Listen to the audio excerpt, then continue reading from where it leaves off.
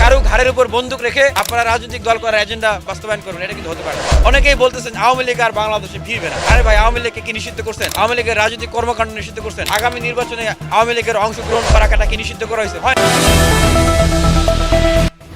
আওয়ামী লীগকে ফেরাতে মাঠে নামছেন ভিপি নূর ও সোহেল তাজ। ঘটনাটি কতটুকু সত্য, পুরো ভিডিওটি দেখলে আপনারা বুঝতে পারবেন।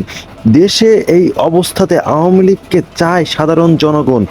এই বিষয়টিকে মাথায় রেখে আওয়ামী লীগকে ফেরানো নিয়ে শুরু হয়েছে নানান ধরনের জল্পনা কল্পনা। পুরো ভিডিওটি দেখুন, তাহলে বুঝবেন কি হতে চলেছে দেশে। তো চলুন আর বেশি দেরি না করে মূল ভিডিও শুরু করি। তো ভিডিওটি নতুন হলে অবশ্যই সাবস্ক্রাইব করে বেল বাটনটি অন করে রাখবেন। আপনারা রাজনৈতিক দল করার এজেন্ডা বাস্তবায়ন করবেন, এটা কিন্তু হতে পারে।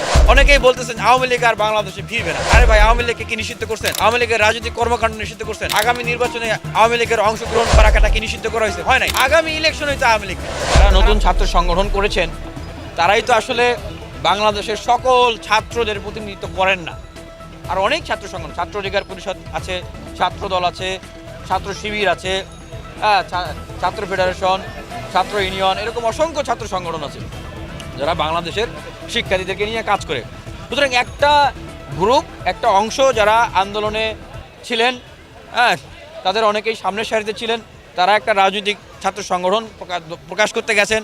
সেইখানে তাদের মানে অব্যবস্থাপনা বা তারা কোনো মানদণ্ড তৈরি করতে পারে নাই, আদর্শ মানদণ্ড, যেটার কারণে তাদের ভিতরে অভ্যন্তরীণ কোন্দল হয়েছে প্রাইভেট সহ অন্য যারা ছিলেন তাদের সাথে।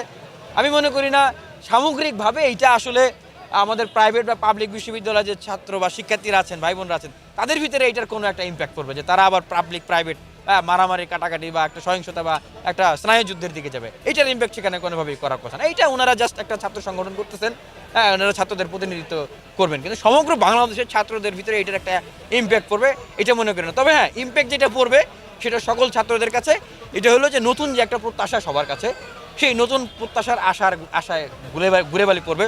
তারা আহত হবেন, কষ্ট পাবেন যে হ্যাঁ, যে এই অভ্যুত্থানের যে স্পিরিট, সেই স্পিরিটকে ধারণ করে বলে যারা মনে করছেন, তারা কেন এই ধরনের কার্যক্রম করছেন? তারাও কি তাহলে ক্ষমতার জন্য উন্মাদ হয়ে গেলেন? তারাও কি ছাত্রলীগের মতো ক্ষমতার জন্য পাগল হয়ে গেলেন? তাহলে বিশ্বাস করবো কাকে? দেখেন, 5 আগস্টের আগ পর্যন্ত সবারই কমন ইন্টারেস্ট ছিল শেখ হাসিনার পতন। যারা সাধারণ মানুষ ছিলেন আহত হয়েছেন, অনেকে শহীদ হয়েছেন, যারা রাজনীতি করেন না, সরাসরি রাজনৈতিক দলের সাথে যুক্ত না, তাদের অনেকেই কিন্তু নিজ নিজ জায়গায় ফিরে গেছেন। কিন্তু যারা রাজনীতি করে আসছিলেন বা যারা রাজনীতি করবেন, তাদের কাজটা কি? রাজনীতি কেন করে ভাই আমাকে বলেন তো? রাজনৈতিক দল কেন বানায়? কেন? ক্ষমতায় যাওয়ার জন্য। তাহলে 5 আগস্টের পরে প্রত্যেকটা স্টেপ, প্রত্যেকটা ঘটনা ঘটেছে, প্রত্যেকটা সেকেন্ড অতিবাহিত হয়েছে ক্ষমতায় যাওয়ার জন্য, ক্ষমতার প্রতিযোগিতা। যেখানে আমাদের মাননীয় প্রধান উপদেষ্টার উচিত ছিল সকল ছাত্র সংগঠনগুলোকে, শক্তিগুলোকে সাথে নিয়ে অভ্যুত্থানে অংশগ্রহণকারী একটা জাতীয় ছাত্র কাউন্সিল করে দেশ বিনির্মাণে কাজে লাগানো। সেইটাকে না করে উনি একটা নির্দিষ্ট গ্রুপকে রাজনৈতিক দল করার জন্য সাপোর্ট দিয়েছেন, যে কারণে কিন্তু একটা বৈষম্য বিভেদের তৈরি হয়েছে। এবং জাতীয় পর্যায়ে কিন্তু জাতীয় ঐক্যের একটা সরকার গঠন করা ওনার দায়িত্ব ছিল, যেটা প্রত্যেকটা দেশেই গণ অভ্যুত্থানের পরে হয়। সেটা না করার কারণে কিন্তু জাতীয় পর্যায়ে কিন্তু একটা অসম প্রতিযোগিতার জায়গা। আপনি যেই প্রশ্নটা করলেন যে তাহলে এই মুহূর্তে আসলে এই যে পরিস্থিতিটা, এই পরিস্থিতিটা আসলে মানে এখানে আমাদের কী করণীয়? এই পরিস্থিতিতে আমাদেরকে একটাই অপশন আসে, জাতীয় ছাত্র কাউন্সিল করা, সব ছাত্র সংগঠনকে সাথে, সেটা মাননীয় প্রধান উপদেষ্টা সরাসরি তত্ত্বাবধানে। এটি যদি না করা হয় তাহলে এই ছাত্র সংগঠনগুলোর ক্ষমতার অসম প্রতিযোগিতা বাড়তেই থাকবে। আপনি যদি প্রশ্ন করেন যে মারামারি কাটাকাটি কেন করতেছে, দেখেন কেন করবে না? রাজনৈতিক দল গঠন করাই তো হলো ক্ষমতায় যাওয়ার জন্য, ক্ষমতার প্রতিযোগিতার জন্য। প্রত্যেকটা জিনিস ইন্টারেস্টের কারণে হচ্ছে, এটা তো স্বাভাবিক। কিন্তু এটার সুষম বন্টন করা বা সবাইকে ঐক্যবদ্ধ বা নিয়ন্ত্রণে রাখার দায়িত্ব আমাদের মাননীয় প্রধান উপদেষ্টার। এখন একটা কথা আমাদের মাননীয় প্রধান উপদেষ্টাকে হয়তো বোঝানো হচ্ছে যে শুধু বৈষম্যবিরোধী ছাত্রদেরকে ডাকবেন, কেননা তারা একটা মানে ফেস বা অংশগ্রহণ, এই আন্দোলনে অংশগ্রহণের গুরুত্বপূর্ণ দায়িত্ব পালন করেছে। কিন্তু বাকি ছাত্র সংগঠনগুলো ডাকতে হবে না। কেন হবে না? তাদের মূল দলকে ডাকলেই হয়ে গেল। তাহলে ছাত্র সংগঠনকে কেন ডাকতে হবে? দেখেন, আমরা 5 আগস্টের পরে কি বলতেছি? আমরা বলতেছি যে দলীয় দাসত্ব ও লেজুর ভিত্তিহীন আমরা ছাত্র রাজনীতি চাই। তাহলে ছাত্র সংগঠনগুলোকে আবার যদি এইভাবে ট্যাগ করা হয় যে মূল দলকে বললেই, ডাকলেই ছাত্র সংগঠনগুলোকে ডাকা হবে, তাহলে এটা উল্টো আরও মাননীয় প্রধান উপদেষ্টার জায়গা থেকেই লেজুর ভিত্তিক রাজনীতিকে প্রমোট করা হচ্ছে না? তো সেটা ভাঙার জন্যই তো আমাদের উচিত মাননীয় প্রধান উপদেষ্টা সব ছাত্র সংগঠনের নেতৃবৃন্দকে ডাকবে, গাইড করবে, পরামর্শ দিবে লেজুরভিত্তিহীন ছাত্র রাজনীতির জন্য এবং স্টুডেন্ট ফ্রেন্ডলি ছাত্র রাজনীতির জন্য। উনি বলবেন না, এটা তো ওনার দায়িত্ব। আমরা শুধুমাত্র ছাত্র দলকে দোষ দিচ্ছি যে কেন তারা অস্ত্র নিয়ে শোডাউন দিচ্ছে, ছাত্র শিবিরকে দোষারোপ করা হচ্ছে। আজকে বৈষম্যবিরোধী ছাত্র আন্দোলনের যে কার্যক্রমগুলো আমরা দেখলাম, হ্যাঁ, তাদেরকে দোষ দিচ্ছি। কিন্তু সবার অভিভাবককে, সবাই তো গণ অভ্যুত্থানে অংশগ্রহণ করেছিল, সবার মাননীয় প্রধান উপদেষ্টা তো সবার উপদেষ্টা। তো উনি কি দায়িত্ব পালন করতেছেন? উনি কাউকে কোলে তুলতেছেন, কাউকে পায়ে ঠেলতেছেন, তাহলে তো এই ধরনের পরিস্থিতি হবে। আসল জায়গাটায় হাত দিতে হবে। আমরা বলি না যে ছাত্র অধিকার পরিষদ 18 সালে কোনো সংস্কারের নেতৃত্ব দিয়েছে, এই যে লিডার দেখতেছেন, হ্যাঁ, বা এই যে প্রেক্ষাপট বলতেছেন, এটাকে টেনে ধরে রেখেছে ছাত্র অধিকার পরিষদ।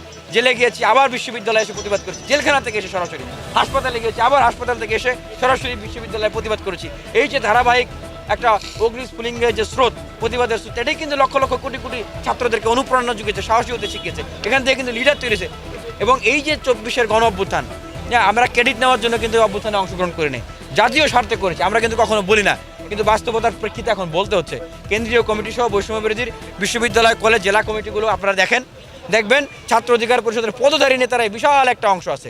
বিভিন্ন জায়গায় ফ্রন্ট লাইনে শুরু থেকে যারা কাজ করেছিল, দেখেন ছাত্র অধিকার পরিষদের বিশাল একটা অংশ আছে। এই জন্য আমরা বলতেছি না যে পুরো ক্ষমতা শুধু আমাদেরকে একাকে দিয়ে দেন, পুরা সরকার গণ অধিকার পরিষদকে দিয়ে দেন। আমরা বলতেছি যে জাতীয় ছাত্র কাউন্সিল সবাই মিলে কাজ করব, কাউকে বাদ দিতে চাই না। ঠিক একইভাবে জাতীয় ঐক্য সরকার, সবাই মিলে সরকার গঠন করেন। এইটা না করে এরকম পরিস্থিতি রাখলে, হ্যাঁ, যে সবার ভিতরে একটা ডিভাইডেশন, মানে ঐক্যের করার যেটা কথা ছিল সেটা না করে ডিভাইডেশন করা। এবং বৈষম্যবিরোধী আন্দোলনের নেতারা শুরুর দিকে যে কথাগুলো বলতেন যে আমরা সবাইকে নিয়ে কাজ করবো, আমরা রাজনীতি করবো না, আমরা অরাজনৈতিক, সবাই আমাদের কাছে আসেন, আমাদের সাথে বসেন, নাগরিক কমিটি করলাম, আমরা সবার সাথে আলোচনা করবো, সবাইকে নিয়ে আগাবো, সবাইকে নিয়ে সংস্কার করবো, এইটা বলে এখন ঐক্যের কথা বলে তারা কিন্তু এখন বিভাজনের রাজনীতি করতেছে, উস্কে দিচ্ছে বিভাজনকে। এবং এই দায়িত্বটা কিন্তু আমাদের কিন্তু বারবারই নিতে হবে, আমাদের মাননীয় প্রধান উপদেষ্টা সহ অন্যান্য উপদেষ্টাদেরকে। আমি এই জন্য এই অনুরোধটা জানাচ্ছি যে মাননীয় প্রধান উপদেষ্টা, আপনি আপনার তত্ত্বাবধানে, সরাসরি তত্ত্বাবধানে একটা জাতীয় ছাত্র কাউন্সিল গঠন করেন, জাতীয় পর্যায়ে জাতীয় ঐক্য সরকার গঠন। আপনি আহ্বান জানান যারা সংস্কার চায়, বিশ্ববিদ্যালয়, কলেজ, ক্যাম্পাস, যা দেশের গুণগত পরিবর্তন চায়, তারা থাকবে আপনার সাথে। আর যারা ক্ষমতার জন্য পাগল হয়ে গেছে, উন্মাদ হয়ে গেছে, তারা হয়তো আপনার সাথে থাকবে না। কিন্তু জাতি দেখুক কারা থাকে কারা না থাকে, আমাদের কোনো আফসোস নাই, জাতির কোনো প্রশ্ন থাকবে না। কিন্তু এটি না করলে কিন্তু জাতি আপনাকে নিয়ে প্রশ্ন করবে। কারণ বলা হয় যে না, আপনারা জাতীয় ঐক্য সরকার করতে গেলে অমুক দল বাধা দেয়, আপনারা আওয়ামী লীগকে নিষিদ্ধ করতে গেলে অমুক দল বাধা দেয়, আপনারা এটা করতে গেলে অমুক দল বাধা দেয়, তমুক দল বাধা দেয়। এটা আমরা পাবলিকলি দেখতে চাই যে কারা আসলে অংশগ্রহণ করতে চায় না, এটা আমরা পাবলিকলি দেখতে চাই। কারণ কারো ঘাড়ের উপর বন্দুক রেখে আপনারা রাজনৈতিক দল করার এজেন্ডা বাস্তবায়ন করবেন, এটা কিন্তু হতে পারে না। এখানে আমি প্রকাশ্যেই বলতে চাই, বাংলাদেশ জাতীয়তাবাদী দলের উপর বারবার এই ব্লেমগুলো দেওয়া হয়েছে। তারা রাষ্ট্রপতির পদত্যাগ চায় নাই, তারা জাতীয় ঐক্য সরকার চায় নাই, তারা আওয়ামী লীগ নিষিদ্ধ চায় না, এই চায় না, সেই চায় না। এখন কথা হলো সংবিধান সংস্কার চায় না। তাহলে বাকি যারা আন্দোলনে অংশগ্রহণ করেছেন, আপনারা কি তাদেরকে একবারও বলেছেন যে আসেন আপনাদেরকে নিয়ে আমরা অন্তর্বর্তীকালীন সরকার বা জাতীয় ঐক্য সরকার গঠন করি? যারা চান তাদেরকেও তো নেন নাই। কেন নেন নাই? 21টা উপদেষ্টা আপনারা, তার ভিতরে বেশিরভাগই হচ্ছে মানে রাজনৈতিক অভিজ্ঞতা নাই, প্রশাসনিক অভিজ্ঞতা নাই, আবার অনেকেরই হচ্ছে ফিটনেস নাই। স্বরাষ্ট্র মন্ত্রীকে দেখলাম যে উনি ঘুমাইতেছে, আপনার হচ্ছে ইন্টারভিউ দিতে গিয়ে টুপ পারতেছে। তো উনি যদি স্বরাষ্ট্রমন্ত্রী হয়, আমি তো চ্যালেঞ্জ করে বলতে পারি, উনার জায়গায় যদি আমাকে স্বরাষ্ট্রমন্ত্রীর দায়িত্ব দেওয়া হয়, আমি উনার চেয়ে 1000 গুণ ভালো দায়িত্ব পালন করতে পারবো। আমি বলতেছি না আমাকে স্বরাষ্ট্রমন্ত্রী বানায় দেন, উনার জায়গায় যদি আমাকে দেওয়া হয়, আমি উনার চেয়ে 1000 গুণ ভালো দায়িত্ব পালন করতে পারবো। উনি তো প্রথমত শারীরিকভাবে আনফিট, কাজের সময় ঘুমায়। আর দ্বিতীয়ত হচ্ছে এই যে অভ্যুত্থান, গণ অভ্যুত্থানে যারা ফিল্ডে থেকে কাজ করেছে, যারা অভ্যুত্থানের হার মস্তি মজ্জাকে ধারণ করে, তাদের অ্যাকশন রিয়াকশন যেরকম হবে, ওনাদের অ্যাকশন তো এক হবে না। আমি সেক্ষেত্রে দেখেন যে আসিফ মাহমুদ, হ্যাঁ, আমি ওনারও অনেক কিছু সমালোচনা করি, কিন্তু প্রশংসা তো করবো অবশ্যই। হ্যাঁ, ওনার কার্যক্রম দেখেন, মানুষের কাছে একটা বিপ্লবী মানে ভাবমূর্তি বা একটা অ্যাটিটিউড, আপসীন, হ্যাঁ, মানে বিষয়গুলো কিন্তু ফুটে ওঠে। তাহলে অন্যদের ভিতরে সেটা কেন ফুটে ওঠে না? কারণ অন্যদের ভিতরে তো সরাসরি সেই অস্থি মজ্জার ভিতরে সেই জিনিসগুলো নাই। আছে কাদের ভিতরে? এই রাজপথে যারা লড়াই সংগ্রাম করেছে তাদের ভিতরে। এখন প্রশ্ন হচ্ছে, 44টা উপদেষ্টা খালি রেখেছেন, দেশে কি আর কোনো বিপ্লবে অংশগ্রহণকারী যোগ্য তরুণ বিপ্লবীরা নাই? দেশপ্রেমিক আর কি মানে নাই? তরুণীরা কি নাই? তাদেরকে কেন ওই জায়গাগুলোতে বসাচ্ছেন না? ওই যে আবারও প্রশ্ন একটাই, যে এই প্রশ্নগুলো মানুষ আপনাদেরকে করবে, এতদিন হয়তো করে নাই, এখন করবে। আবার নতুন রাজনৈতিক দলের বিষয়ে আমাদের ছাত্রবন্ধু, সময়ের সহযোদ্ধা আমাদের নাহিদ ইসলাম, উনি পদত্যাগ করেছেন। আমি ওনাকে শুভকামনা জানাই, শুভেচ্ছা জানাই। উনি রাজনৈতিক দলের